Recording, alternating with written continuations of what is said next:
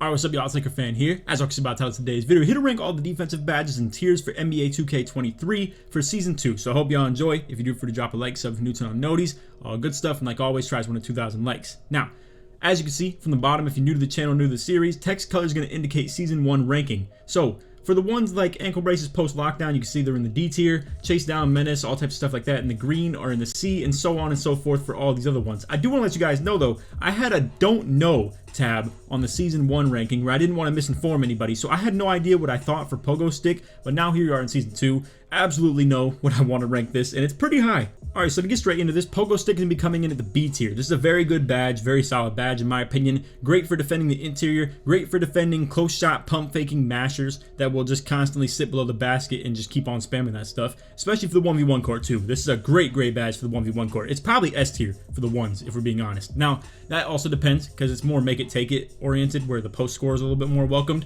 When it's the non make it take it, like the 1v1 event from a couple weeks ago, pogo stick's kind of iffy. It's probably more like this B tier because anything that's not make it take it, I think pogo is still very good, but for the most part, to stop yourself from getting paint mashed on the interior, you generally probably just need to have good position, to be honest with you. Now, for Pro-Am, pogo stick's pretty valid too, but obviously the more you jump, the more fouls you can get as well, especially in game modes like that. So it's a little bit of a double-edged sword in that aspect, but I still think pogo is a very good badge. I think it definitely belongs in the B tier. You're going to see it's definitely better than the ones that I have in the C, in my personal opinion, and it's definitely worse than the ones in the A. So I think B is right where it belongs. All right, so next up, move from the D tier to the C tier, we have post-lockdown. This is going to help you stop drop steps, post spins, all types of stuff like that at a pretty efficient rate. Now, the reason I have it in the C tier is because I say pretty efficient rate. It's not unbelievably OP as far as stopping that stuff, which is reasonable. If people have Hall of Fame drop stepper and Hall of Fame post spin technician, it makes sense that they do still kill you, even if you have like gold. Hall of Fame post lockdown is pretty crazy to get. I think your interior defense has to be really, really good, and not many people make their builds with like 95 plus interior defense. That's just the truth, to be honest. Now, this is unfortunately the only badge that's strictly tied to your interior defense rating. You have other things that can still be doing that, like brick wall, but you can also have strength tie into brick wall. And then the other thing interior defense can tie into is workhorse, but perimeter defense can also tie into that too. So post lockdown is the only one-to-one badge to rating as far as interior defense. It's the only thing you get for strictly interior defense. So unfortunately, it's not something that a lot of people have super high in their build. And also same with pogo stick. It's really just a very 1v1-esque badge. It's not something you really need a whole lot in Pro-Am, maybe for rec, but I still don't think you run into a lot of drop steppers. I know the people that do like dominate in the post, you're obviously like sitting here, you know, commenting right now, firing away on the keyboard, saying that you do. But listen, again, you don't see too many people with it. I'll just say that much. And again, only 1v1 court I really think is this necessary to run. In the ones, it's probably more of a B, A tier, something like that. For general playing, it's probably more like a C, D. All right, next up we have ankle braces. This is going to be staying in the D tier. This is going to be our lowest rated defensive badge. I think just in general, ankle breakers aren't like something that people spam over and over again, and it's not something you see like generally too often. I do think ankle breaker on a Hall of Fame level that people dribble the right way with can still drop you pretty often, but you have to be very specific the way you dribble, to be honest, to be able to snatch ankles and stuff like that. So I just don't think it's really ever worth running ankle braces as far as a badge. Maybe if you play 1v1, once again, I know we're talking a lot about ones here, but your badge loadout doesn't require anything like a rebound chaser, box out, beast, all types of stuff like that. So you kind of just fill in with ankle braces as one of the badges that you just run, but it's very rare. Very, very rare that you'll ever need this badge. Honestly, it's probably the hardest one to core in general too, because people don't really get situations that they snap ankles on you. And generally, with a couple outliers, if you're not core badging something very quickly, it probably means that you don't need it, for being honest. So ankle braces, D tier, probably one of the worst badges so far. You could even make the case that it's honestly in the E, but it's still good at doing what it's supposed to do. It still stops you from getting your ankles broken. It's just that isn't really necessary very much in this game. Next up, staying in the C tier is going to be workhorse. This is going to be a badge that I think is pretty mid. It's not great, it's not bad. I think a lot of people give it a lot of love just off of how good Hustler was last year, and kind of are translating it into workhorse and just giving it the credit for last year's game. Personally, I don't think this is really a crazy badge. I think the faster player generally gets the ball like 10 times out of 10, for being honest. And I don't know. I think workhorse is a little bit of a placebo badge, to be honest. But C tier is probably where it belongs. The bad badges that are going to be in the D tier and stuff like that, and nothing below in E or F, honestly, it's still better than them, clearly. But I think speed and in general who moves toward the ball sooner is really who gets the ball, to be honest. Now, maybe Toots has done a video on this. I'm not exactly sure or not. But regardless, my opinion on it is that it's really just not that amazing of a badge. But C tier, still where it belongs. I think it's pretty mid, for being honest. Next up, we have off-ball pest. This is a badge that's very good at doing what it's supposed to, as far as knocking people off their routes, stopping them, holding them, grabbing them, all types of stuff like that, protecting small guards from backdoor cuts, whatever the case may be. I will say though, it's not necessarily needed by a lot of people's playstyle. Obviously for 2s, 3s, even Pro-Am for that matter, or even Rec. I honestly don't think you really need off-ball pest to be able to play good off-ball defense. I think the majority of people that run this badge are generally just going to be corner defenders in 5s, especially small point guards that are corner defenders and you're trying to stop yourself from getting backdoored. To be honest though, doesn't even matter. If you can't steal the ball, if you can't play a passing lane, it doesn't matter if you bump someone, they're still going to catch the ball cleanly. You're not just going to pass interference them 24/7 and just constantly stop them from getting the ball passed to them. You have to still intercept it at the end of the day. So I think that's the real biggest problem with off-ball pest, is that no matter how much you grab, stall, or stonewall somebody, you're still never going to stop them from getting the ball unless you get passing lanes. And I don't think off-ball pest generally chains into interceptions that great. I think generally people don't throw the ball if your teammate is getting hit that bad. It's cool, and I understand for the people who run the badge or anything like that, you're probably feeling like, oh, this is where off-ball pest is so good, and this is where I feel the value of it. But really, second guess it and think to yourself, does it create turnovers? Does it really stop someone from scoring? Would you have still defended them plenty fine even without off-ball pest? I think this is a pretty overrated badge in some people's eyes. Like, the people that go hard for this one really go hard for it. They think it's supposed to be like an A or at least a B tier. I think that's overrating it by quite a bit. I think the only time you really need this is to protect yourself as that small guard that I have mentioned. But like I said, you still need to steal the ball. You still need to be like having good interceptor and still be able to play those passing lanes. Anyway, moving along, Menace is our next badge, moving from the C tier down to the D tier. This is a badge that generally it's not worth running for the most part. I think if you're a very much like perimeter oriented defender, like a pure lock that doesn't really do anything on the interior as far as chase down blocks, defending the interior, rebounding, you don't really contribute with box out beast or rebound chaser at all, then I suppose you'll probably have Menace as one of those little fill-in badges. But to be honest, all this does is a 1-to-1 rating drop that we at least assume. That's what Toots and all the, tests and stuff like that have at least assumed or ran. And to be honest, yeah, I don't really feel a huge difference. It doesn't really slow people's dribble moves down like crazy. It doesn't stop you from getting contested shots made on you, because I believe it's literally just a bronze drops it by 1, silver drops it by 2, gold drops it by 3, Hall of Fame drops it by 4. And if you're spending a whole badge point to drop someone else's rating by 1, I don't really think it's worth it, to be honest. I think it's more of just something, like I said, that kind of fills in a little bit toward your badges. If you're someone that is constantly spamming on-ball steals though, I suppose every rating that you can drop on their ball handle goes a long way, and at that point, I suppose. But again, I don't think Menace is something worth running. There's so many different badges I would rather spend my badge points on, and even if I'm a pure perimeter defender, I would still prefer not to run Menace anymore. I think it's a very overrated badge. Alright, for our next 2 badges from this left side over here, we are now inserting Chasedown Artist and Pick Dodger. Pick Dodger moving down from B to C, and Chasedown staying in C. I think, honestly, Chasedown, though, is probably the best C-tier badge that we have in this video. I don't think it compares to B-tier badges, but I really debated putting Chasedown in the B. This is probably the most I've hotly debated between a badge, like where it's supposed to be, probably ever, because I think the necessity of Chasedown Artist is extremely important. You obviously are in some situations where when you're defending the perimeter, you really have to have Chasedown at a high level to be able to get some really good ones. But it's more so to the credit of vertical rating. I think you really need good vertical to get good chase downs. People can say whatever they want about test. I totally disagree with it. I think you need good vert to be able to help with rebounding, to be able to help with chase down blocks, anything to do with that type of stuff. And really, if you don't have it, I think you struggle to chase the ball down just in general on the drives and stuff like that. Now, to talk about people's playstyle even more, when you have the people that really you have to defend them from 3 and they get past you and they hit you with a quick drop, stuff like that, the truth is that honestly Chasedown doesn't even help as far as stopping quick drops. Now, Anchor paired with Chasedown makes a little bit of factor, because sometimes you can force people to literally just miss their quick drops if you get your hand in there enough, and Anchor at a really high level will force them to still miss those occasionally. That's been something that people do in the stage. I've seen a couple people running 6'11s with 99 block, Hall of Fame Anchor, Hall of Fame Chasedown, and it is something that's a little bit like doable, I would say, but it's not reliable by any means. I think what Chasedown really is meant for really helps you on people's layups attempts, people's regular dunk attempts where they do cockback tomahawks, all types of stuff like that. Anything that's not a quick drop, essentially. But again, Chasedown paired with Anchor still can contend for some quick drops to make people miss. It's rare that you block that dunk though, very rare. But again, Chasedown, very necessary as far as people's playstyle. It's a lot of ISO kind of 3 hunt rim run type stuff, where if you defend their 3 too hard, they just go for the dunk. And obviously you need chase down to defend that in most situations, because you're probably getting beat if they're driving on you in a lot of situations. But anyway, as far as one that isn't generally used or very necessary, but is still very good at doing what it's supposed to do, in my opinion, it's the complete opposite of chase down as far as what we just described.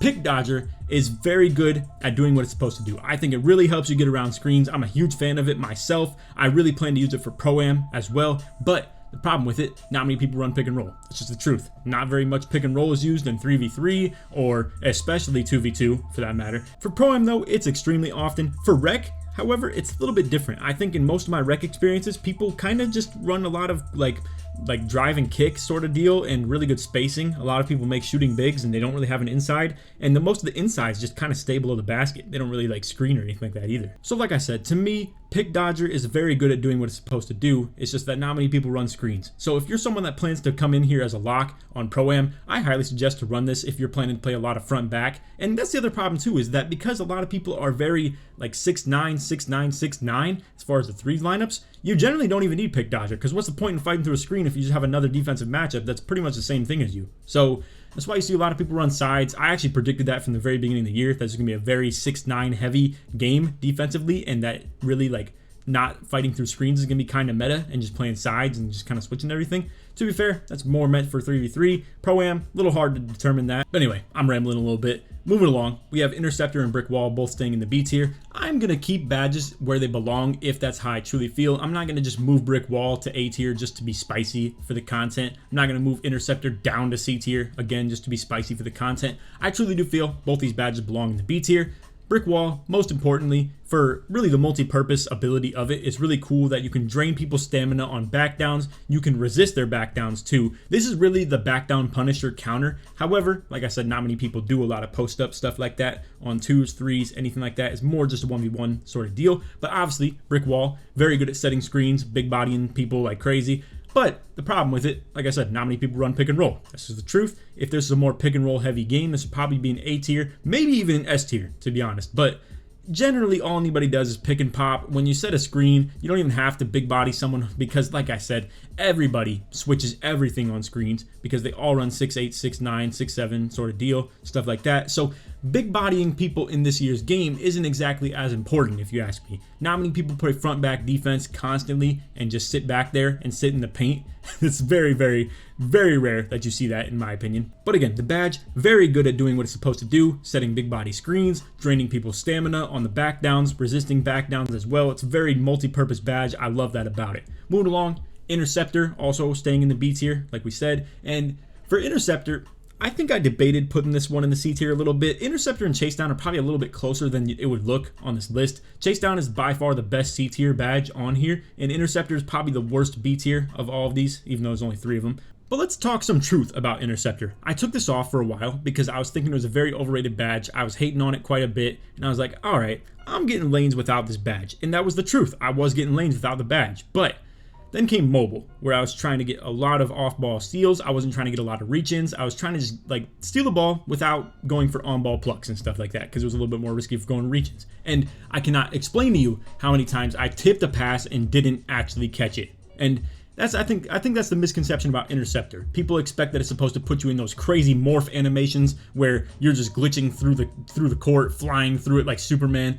and you just get like put in a crazy interception lane like last year was. And Interceptor last year was really, really crazy. That's just the truth. But this year, it feels very realistic. I'll just put it like that. Like, if you don't have Interceptor, you're going to be tipping a lot of passes and not intercepting them and catching them. But with it on, you're still going to feel like you're doing a disservice to yourself because it feels a little bit underpowered. You don't get those crazy lunge animations. Now, you still get them every now and then, but it's not as often as it was last year, and that's just the truth to it. So that's how I feel about Interceptor. It's still very necessary if you're playing off-ball defense or want to be a pain off-ball a little bit, because if you don't have it, I'm going to be honest, you really are a liability. I'm going to just put it like that. Like, people can throw any backdoor they want on you. Passing lanes not being that good in this year's game already, people feel very confident about throwing backdoors. And if you don't have this, it feels even more confident. So that's just the truth. I think Interceptor is a very necessary badge. B tier, right where it belongs. But again, its power probably could knock it down to the C tier debatably. Alright, so speaking of another badge that's power drops it down, we have Challenger moving down from the A tier to the C tier. This is still an okay badge. I think it's right in the middle of C tier or right below Chasedown, if we're being honest. Maybe even right below Pick Dodger, but regardless, Challenger, kind of a mid badge if you ask me. You know, people are going to sit here and talk about, oh, but I get amazing contests on not even putting a hand up in someone's face. Try taking it off and still do the same thing. I'm telling you, this is all based on your perimeter defense, if you ask me, as far as getting contested like that. I still run it from time to time. I'm still kind of back and forth on whether it's worth being put in my badge set or not, but I have 34 defensive badges. If you have around like 28 to 26 or something like that, I don't even recommend running Challenger. In my opinion, you can still get very good shot contests without it. But like I said, for the elite lockdowns out there, it's definitely still worth running way over something like Menace or ankle braces or off-ball pest. Maybe some workhorse. That's a real toss-up right there. I think workhorse and Challenger, tough to determine which would actually be worth running more in the grand scheme of things.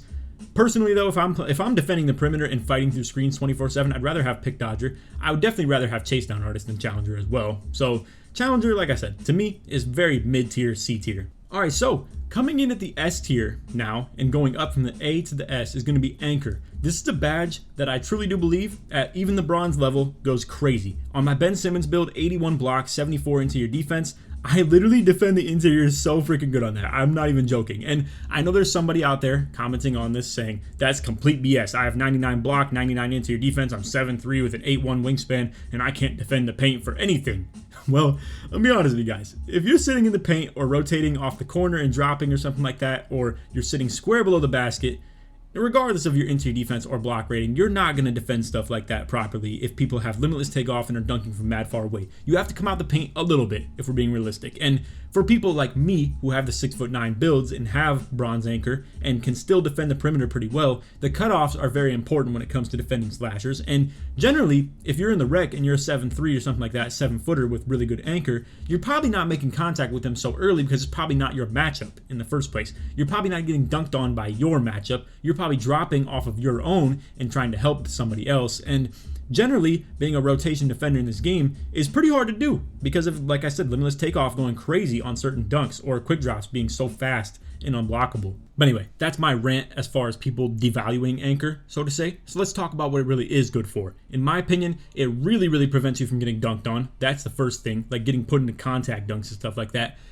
I promise you, if you have this at a high level, you are not getting put into contact dunks with that X button. That's so rare. If you are, you're like square, like super below the basket or something like that. Or if you're getting dunk metered, the dunk meter is so small on people that have anchor. Honestly, I played someone early in the year that had Hall of Fame anchor 99 block. I only know this because I lost to him and I checked his build after. He was 7'3", Hall of Fame anchor, 99 block. I could not even get a dunk meter to pop up on him. It literally didn't work. It just didn't pop off. I got kicked out of a dunk every single time I went for it. I've never experienced anything like that in this game. And Hall of Fame anchor is unbelievable. I can't believe how good it really is. And I think people undersell it so much. And all I can say about it is it's unbelievably good. You also get crazy takeover for every block that you get with this, even on the bronze level. I also see a massive takeover increase for the blocks compared to when I did before. And honestly, it's just amazing. Like interior intimidator, that's what it's also good for. It gets higher shot contest. It blocks the shots better. It unlocks snatch blocks as well.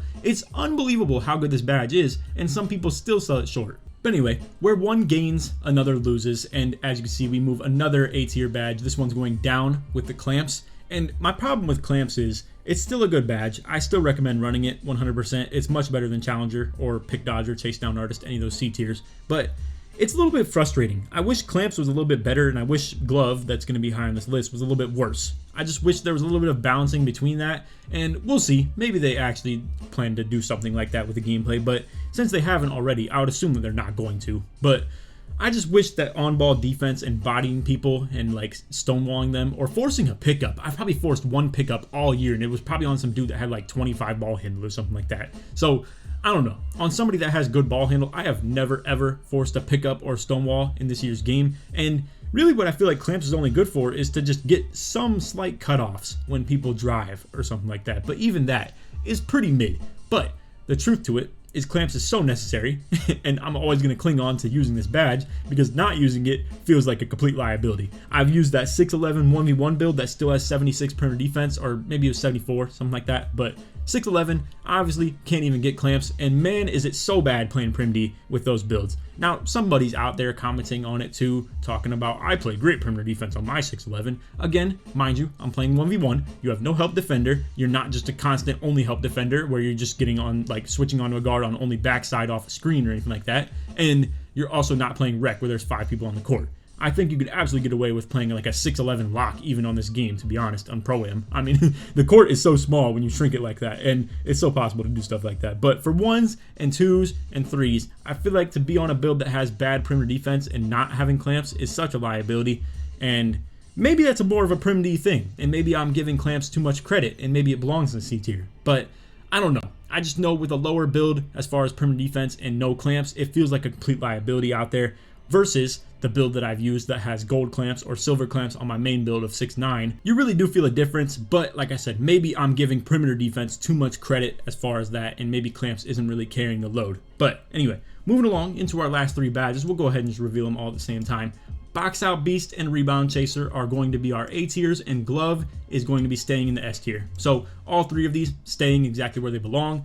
I think personally, Box Out Beast is really underrated, really slept on. The fact that this works as worm and box at the exact same time and being a tier 2 or tier 1 for most builds, as far as like if you're small, or I think maybe like 6'11 and below gets this in tier 2 or below. Maybe if you're super tall, this is a tier 3. To be fair, I haven't made a build taller than 6'11, and I haven't really looked into it in the My Player Builder too much for the 7.3, so I don't know if Box Out Beast becomes a tier 3 or not. It wouldn't really make a whole lot of sense for it to. So with that in mind, I believe Box Out Beast is tier 2 or below for any build. And with that in mind too, I gotta say, like, the fact that it works as worm and box at the same time for 1 badge and not even a tier 3 is insane. It's so good, such great value. I highly recommend. Now, I believe this was Fab. I'm not sure if it was somebody else, but a 2K League point guard that is playing the retail game right now made a build, I saw it on Twitter, made a build that has Hall of Fame box and is going crazy with that. I mean, he's securing box outs on 7-3 centers, and they're not worming him or anything like that either. It's pretty hilarious to see. I don't know how he got that build. I don't know if it's strength related. I don't know if his rebound is on some demon time, and I don't know how you'd ever like get that, to be honest, but that's what he said. And he showed a couple clips of him securing some crazy box outs. Not to mention, like I said, for the centers, I think it's just a must-have on a Hall of Fame level or gold for that matter. At Hall of Fame, you actually achieved both these 2 things on a really good level as far as where the rating goes. So at 94 rebound rating on either of them, you get Box Out Beast on Hall of Fame. For 93, you get Gold Rebound Chaser. I think that's a perfect pair. It's what I have on my build particularly, and I feel so good about it. Gold Rebound Chaser still puts in a lot of work too. I'm a huge fan of these 2 badges just in unison of each other, and I just, like I said, a huge fan. I think they're both pretty self-explanatory. But when you have these 2 badges combined, you do everything when it comes to rebounding. I mean, it's obvious, right? There's not much more out here that really deals with rebounding besides maybe some pogo stick. But I'm a huge fan of it. Maybe workhorse too on that note. But like I said, huge fan of these 2 badges in unison with each other. If you're a big man, if you're a lockdown, if you're someone who plays kind of swing between like a 6'9" and you're kind of like a hybrid lock and big, highly recommend to just run these at the Hall of Fame level or gold for that matter. And like I said, if you're maybe someone who's a point guard and you're boxing out off the corner, Bronze Box Out Beast, put it on, man. It's like probably the best bronze badge you can put on. And lastly, we have the Illustrious Glove staying in the S tier. So this is a great badge, probably the best one in the game, for being honest. Maybe you could start to make the case for certain things like Circus 3s, debatably, but really, if we're talking defense though, Glove, by far the best badge in the game. Now, let me give my honest opinion as far as the interaction between Glove and Unpluckable. I think Unpluckable is way better than people give it credit for. In the playmaking tier list, it's absolutely going to be pretty high. It's probably like more A tier, to be honest. And obviously Glove being S tier speaks to the fact that Glove is a little bit more overpowered than Unpluckable. It's literally as simple as that. But I think Hall of Fame Unpluckable meeting Gold Glove makes Hall of Fame Unpluckable literally impossible to steal.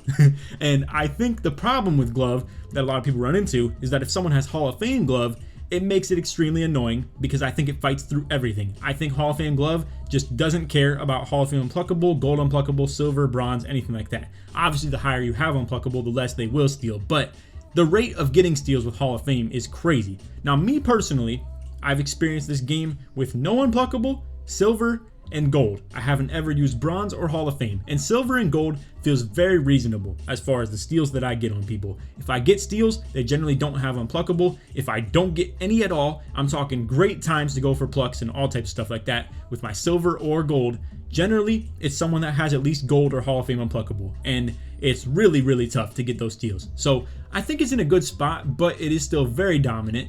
I think what would make this game great though is if you were to do something where glove can come down here. Like, I'm talking if they nerfed it a little bit, and I know people are like, don't make changes on this game, it's perfectly fine. I understand. But I'm just saying, if glove could find its way down here on my list in a very honest way, I'm not just gonna move it here because I want to, right? I could do that if I wanted to, but if it could move down in an honest way to right here, and if I could get clamps to move up here in an honest way, I think this game would be in a great spot. I think clamps being a little bit better and glove being a little bit worse would go a long way. It'd be a great thing. But anyway, feel free to leave your feedback on this video. Leave a comment. Tell me what you think as far as like that interaction as well right there, or just anything as far as like anchor, debate, whether interceptor is good or not, brick walls use, clamps, pogo stick, whatever the case may be. But if you made it to the end of the video, put defense in the comments. Show support you made it all the way through to the end of this one. Like I said in the intro, let's try to win the 2,000 likes. But other than that, hope you all enjoyed. We're going to get to the shooting and playmaking after this. We obviously made the finishing one already too, so if you want to check that out, feel free to. But like I said, stay on the lookout for those two coming up, the shooting and playmaking. And other than that, hope you all enjoyed. Take it easy, man. Peace.